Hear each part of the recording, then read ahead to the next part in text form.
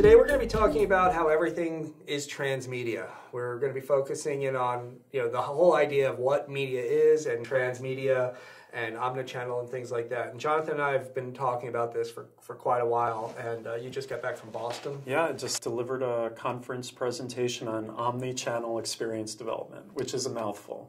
Now, what's the difference between omnichannel and maybe multi-channel? Yeah, multi-channel means. Okay, so multi-channel means you're providing your content across multiple devices, touch points, phones, tablets, but the experiences are mirrored. They're the same.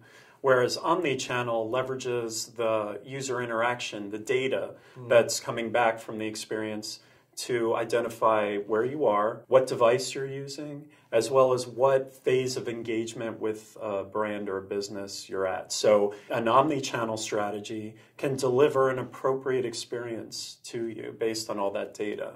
So it's different than just having a mirrored experience on every device. So like Pottermore would be an example of that, or I mean, is that a loop, or is that more of just a kind of a one-way? I think Pottermore is more of a transmedia experience, or it's extending a narrative. So I think it's J.K. Rowling's attempt at expanding the Potter universe and leveraging media other than just books or movies to tell the story. Why do we call it transmedia instead of just a franchise? I mean, it's the Harry Potter franchise, there's the Star Wars franchises. Right. What do we need a new term for for this? I just think it's to expose consumers to the idea that they can use their phones and their tablets to access that content. I think if you just called it a franchise, I'm not sure if consumers would be aware of the fact that they have all these new devices and now they can use them to get that deeper engagement with the franchise. So I'll be a little cranky, cynical, because my job is strategy. Can you charge more for this? I mean, why would I do this as a content provider? We build complex user experiences across a lot of different platforms, but sometimes I have to go to the customer and say, okay, well, we can build you a web experience, right, but now we have to bring in all these other devices and all these stuff, and it's going to cost you twice that.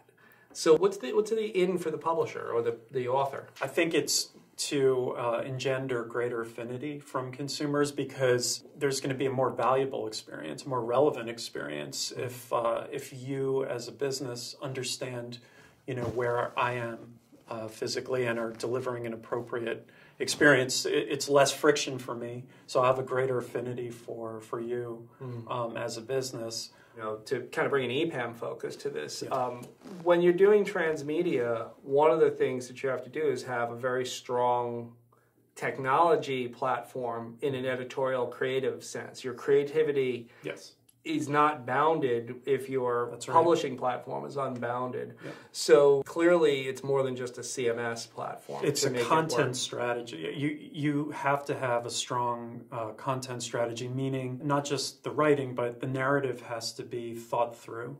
There has to be a continuity across disparate platforms. To your point, I think from a technology standpoint, you have to separate the content from the presentation layer, so you're not fixing your content to templates or web pages, but you're preparing it to be transported and distributed across different types of platforms. So yeah, that takes great planning.